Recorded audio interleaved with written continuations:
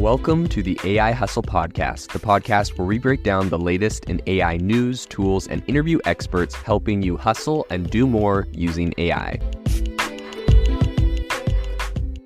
If you've been following the podcast for a while, you'll know that over the last 6 months, I've been working on a stealth AI startup. Of the hundreds of projects I've covered, this is the one that I believe has the greatest potential. So today I'm excited to announce AIBox. AIBox is a no-code AI app building platform paired with the App Store for AI that lets you monetize your AI tools. The platform lets you build apps by linking together AI models like ChatGPT, Midjourney, and 11 Labs. Eventually will integrate with software like Gmail, Trello, and Salesforce, so you can use AI to automate every function in your organization. To get notified when we launch and be one of the first to build on the platform, you can join the waitlist at aibox.ai. The link is in the show notes. We are currently raising a seed round of funding. If you're an investor that is focused on disruptive tech, I'd love to tell you more about the platform. You can reach out to me at jaden@aibox.ai. I'll leave that email in the show notes. The ChatGPT competitor AI tool, Anthropic, has just announced something massive today. We're going to break down what it means for the industry of AI and what some of the implications are. So the big piece of news they announced today is that they are increasing they're pretty much expanding their context windows from about 40,000 words or characters to 100,000 characters. So the reason, or I guess tokens. So the reason that this is important, I guess I'll cover the tokens thing real quick. So a token is essentially a piece of a word, like a long word might be multiple tokens. Something like machine might be 2 tokens. And it's essentially just the way that these language models are predicting they're not really predicting the next word that comes, they're predicting the next few letters or chunks of words. That's just how their models work. So it's I guess what that kind of corresponds to essentially is now that they're doing 100,000 tokens, that corresponds to around 75,000 words. But anyways, the reason why this is massively important and is making some really big changes is because now this means that Anthropic can essentially analyze not just, a chunk of text. You get this with ChatGPT, where I've implemented it into a bunch of different software tools now. And if the input or the output is too big, ChatGPT is sorry, you just ran out of space pretty much. And the problem is with a lot of these requests, sometimes your request and its response, so what you say to it and what it responds, is all combined. And so if you have a really long request and it's supposed to generate a really long response, it just caps out. It can't do it. So what's really interesting with this is the fact that ChatGPT and GPT-4 specifically announced that they're going to expand to 40,000 tokens, and that was oh my gosh, it's huge, that's amazing. This is still in beta. It's, you got to get on a wait list to get it. No one really has access to this, but and so that that's one thing. But this is literally more than double of what this waitlisted feature is. This is insanity. Literally, this means that businesses now can submit hundreds of pages of materials for Claude, and it can look through, analyze, and the conversations you have with Claude can go on for hours or even days, and it doesn't miss a beat. It's able to use all of the context and all of this data, which is absolutely phenomenal. And so when I first heard about this, I was oh, awesome, it can write longer things, I guess. I think honestly what this is going to be used for more than creating a 75,000 word book is going to be digesting content and analyzing things. And I think people are not thinking enough about what the implications of this are. So I'm going to go over some of those implications because I think they're absolutely massive. First off, I think it's important to note that so your average person could probably read about 75,000 words of text in 5 hours or more. And so if you had someone that took 5 hours to read that text, obviously you're going to have to digest it, you're going to have to remember it, you're going to have to analyze it. There's a lot of stuff that goes into reading 75,000 words of text. What's amazing is Claude can do all of that in less than a minute. So its time to digest and all that takes less than a minute. An example that the Anthropic team gave in their demo is that they essentially loaded up the entire text of The Great Gatsby into Claude, and I think that equates to around 72,000 tokens.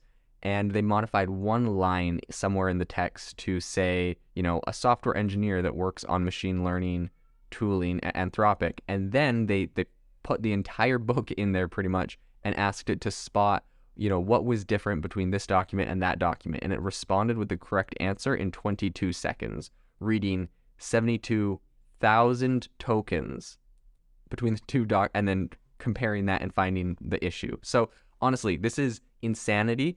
But the implications are not just finding random Easter eggs in books, obviously. I think the implications are going to be, number one, finance. This is massive. They gave another demo where they essentially were able to upload Netflix's 10K document, and they said, from the consolidated balance sheet, please highlight the most important items up to a potential investor and explain their significance. First, make the markdown formatted table or tables with the selected results, and then provide a summary and an analysis of the results. And it did an amazing job in a very small amount of time. They uploaded Netflix's 10K document, which is, I believe, like 40 pages long. And from that, it created like a summary. It was like, Netflix has a strong cash position with $5.2 billion in cash. Content assets are, this many billion, blah, blah. Like, it gave a summary of what was going on, what an investor needed to know. It had it created cells of data around, some of the changes in their finances and some things that were relevant. Really, really amazing. And so I think it's pretty cool because you can drop multiple documents or even a book into a prompt, like multiple documents. That's insane. First off, dropping documents in, I can't even do with ChatGPT. So that's going to be pretty cool. You can ask Claude different questions that essentially require the synthesis of knowledge, the synthesis of knowledge. So across different parts of text. So like, this is really, really amazing if you think about it, because it isn't just two questions and you're saying like, like write an article about X, Y, and Z in this tone and this thing. And it's like, oh man, it's got like 3 different concepts it's got to work with. Like you're asking those questions for full books, like 100-page document. So I think this is pretty amazing. It's great at following your instructions. In the demo, I haven't actually been able to get my hands on that, so I will have to, spare or hold back judgment until I can actually get that. But they're saying it does better than a human assistant would, and like, honestly, a financial analyst, you got to learn how to use these tools to really become more effective at your job and to really put yourself out there, because and I think, okay, here's the thing, people are like, oh man, this is gonna kill financial analysts. Not necessarily, definitely not, because me as someone that is not a professional financial analyst, I don't always know the questions to ask. And I think this is true of every industry, where you may not know the questions to ask and the prompt to use. Now, that being said, there definitely are tools that are there and people that are out there helping share the right prompts and right questions to ask. And so it's kind of like saying, X, Y, and Z, like a librarian's job isn't going to get replaced because not everyone knows the right questions to ask on Google. Like, eventually we kind of figure out a lot of these questions. But that being said, I think there's still, if you were a financial analyst and you're worried about your job being displaced because now in a couple seconds these tools can like analyze multiple things, I think there's still a strong use case for your job position, as long as you're able to just do way more, analyze way more stuff. You know the questions to ask, you know the right pieces to put together, and you make a really customizable, response. But that being said, like, definitely this is going to be disrupting a lot in the finance industry, but a ton of other industries, which I want to go over. So another demo that they gave was for one of their partners, I guess, called Assembly AI. So they said that 100 characters of or like tokens essentially translates into around 6 hours of audio, if you listen to an audiobook or something. And so they did a demo with Assembly AI where essentially they transcribed a really long podcast into about 58,000 tokens, and then they used Claude to summarize and do questions and answers about that podcast. Here are a few other use cases I'm thinking that are going to be quite revolutionary. The first one is obviously just to be able to digest and summarize and explain really dense documents, financial statements, and research papers like we were talking about before. Another is its ability to analyze strategic risks and opportunities for a company based on its annual reports. So again, this kind of goes into the whole financial analyst piece, but being able to take an annual report and do a lot of robust calculations on that. It's also going to be able to assess the pros and cons of a piece of legislation, which I think is really actually going to be interesting to see how this impacts, right? I'm not sure how this works in every country in the world, but here in America, on both sides of the aisle, a very common strategy is that they say, hey, we're going to vote on a piece of legislation. They drop the piece of legislation or the bill, which is going to be like a 1,000-page document. like a day before, and they say, we're going to vote on this tomorrow. And really what they're trying to do is it's usually with like budgets and stuff like that, where they try to cram a whole bunch of little special interest things in from all the different senators. The senators like, hey, I'll vote and agree with the bill if you do these special interests for people in my like state or jurisdiction. And they like a lot of people vote on the thing so that just like to get it passed, and because they're like, oh, we don't want like the government to shut down, we got to pass our budgets, blah blah blah. And in fact, I believe that there was a quote I heard somewhere, so you go validate this, but someone said like, we have to pass this bill to find out what's inside of it. And it's like, anyways, it's kind of just like a meme in America where you got to pass a bill to find out what's inside of it, because they're huge, dense documents and they get dropped. Everyone contributes like a whole bunch of things they want to see in it, and the whole thing gets dropped like a couple days or a day before the vote. And there's no way people are going to be able to analyze the entire thing and make like a very informed decision. And so consequently, what they do now is they hire like a team of 100 people, and they all take a chunk and they have to like read it and summarize it and try to figure out like the loopholes that are being added from it. And people come out with reports based off of stuff like that. Anyways, it seems ridiculous. And I think that something like Claude is going to really shift this, where, a bill might be proposed, and if they made it public, the American public could literally take it, stick it in, ask any questions they had about it, find any loopholes, find all the places that money is getting spent or things that are happening.